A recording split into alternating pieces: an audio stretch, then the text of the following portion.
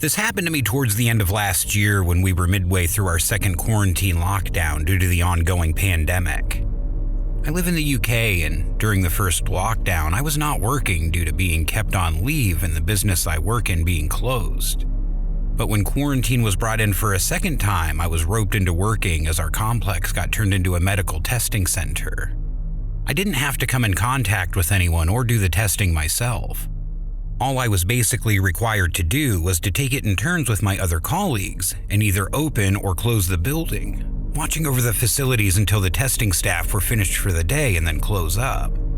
Instead of seeing these staff, they would just call the phone we had been assigned to, report to me that they had finished and the halls that they were using were clear and that they were now leaving.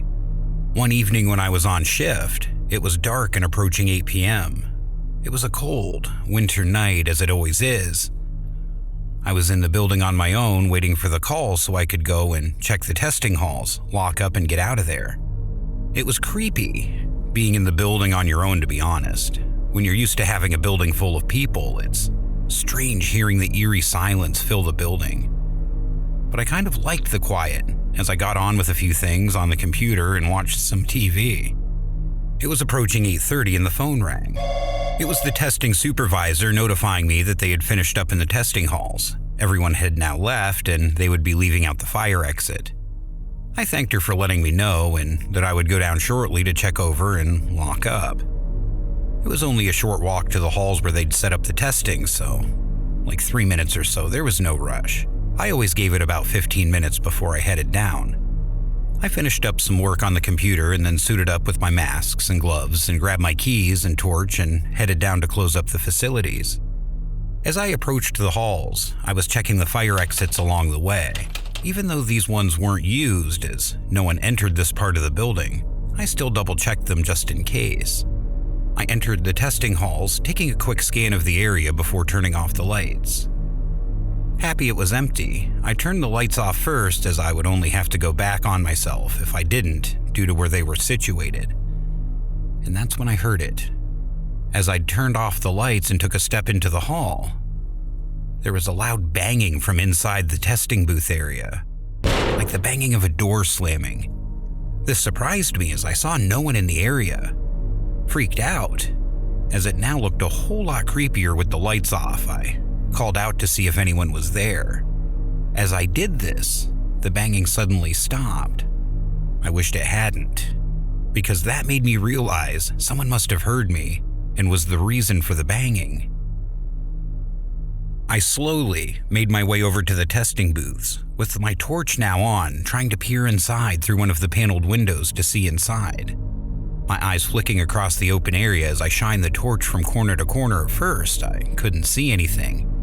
And then my eyes darted back as I moved the light back to the opposite side of the room. At that moment, my heart felt like it was in my throat. I had shone my light on half a face, crouched down, peering out from the side of a desk corner, as it stared right back at me before quickly vanishing completely behind the desk. My pulse now racing, wondering who this was, I backed up the way I came and turned the lights back on. But as I did, through the darkness began the terrifying sound of footsteps approaching me as fast as they could, as if they were chasing me down. Turning my torch, the area now lit up. To my horror, the fast-approaching footsteps were now visible and clear, with a tall, crazed-looking man sprinting after me with a sharp object in hand. He screamed at me, which pierced my ears and sent shivers down my spine. As the fight-or-flight mode kicked in, and with no hesitation, I sprinted for my life back the way I came. I flew through the double doors, crashing up against them, shutting them as quickly as I could, just managing to flick on the lock before the man crashed up on the other side of the door, trying to pound his way through. I wish these doors were just full wooden doors, but these were the type of door that had rectangular panels of glass in each door panel. And for that, this image will be always stuck in my head. As I locked the door, the crazed man was on the other side of the glass. We both had locked eyes. He smashed what I could now see was a long, sharp screwdriver into the glass, and I saw the hatred for me in his eyes. He shouted how he would kill me as he continued crashing into the doors. Fear took over me as I saw the glass crack as a screwdriver pierced it. I ran as fast as I could down the corridor, fearing he would get through. sprinted to my desk, which luckily faced the entrance of the building, grabbed my phone and bolted out the nearest fire exit, calling the police as I ran out of the building. I ran far enough away from the building, but still in view of the exit, so I could see if this crazed fuck followed me. Luckily, he never followed me out. Thankfully, the police arrived in a short amount of time, and one officer waited with me out front as another two entered to search the building. What they found was an empty room. But in the testing halls, a fire exit was left wide open, which was obviously the way the guy had escaped. It was found that the medical cabinets had been raided, and that's what he had been going through, and what the sound of the banging was. It was him breaking them open. With the staff gone, they had left the fire exit they left through open instead of closing it, which was how he gained access. I asked to remain off work until we opened as normal, as the guy wasn't caught, which freaks me out as I still picture his face and his scream. Knowing he's out there, clearly unstable, I just hope he slips up and gets caught before he hurts someone. Because I seriously think if he would have had his way, I would not have made it out of that building that night.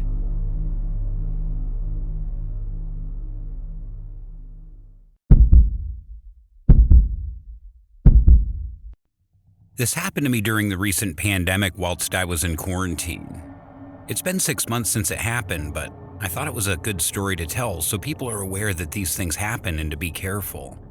I was working from home in quarantine like so many other people were and still are. My work was mainly computer-based anyway, so it was easy to do from home. I pretty much processed orders and took care of admin stuff for my company. My partner would also work from home most days, but on the odd occasion, splitting days with his other colleagues, he would have to make a trip to the office to do tasks that we're unable to do from home. One evening, I was working on my laptop. It was a day that was my boyfriend's turn to go into the office for work, so I was left working home alone. Working from home, it's easy to find yourself getting distracted. I helped myself to a glass of wine and was getting ready to finish up for the evening when the doorbell rang. My boyfriend wasn't back for a few hours. Plus, he would have a key, and in quarantine, I definitely wasn't expecting any visitors. We had a doorbell cam, so I got it up on my phone to check the feed, and I could see a man standing at my front door. Upon further inspection, I could see he was a delivery man and that he had a parcel. I spoke to him over the door cam and said hello. The man looked startled and then looked at the door cam. He then introduced himself with, "Hello, ma'am," and stated he had a parcel to deliver to this address, and proceeded to read the parcel and state the address.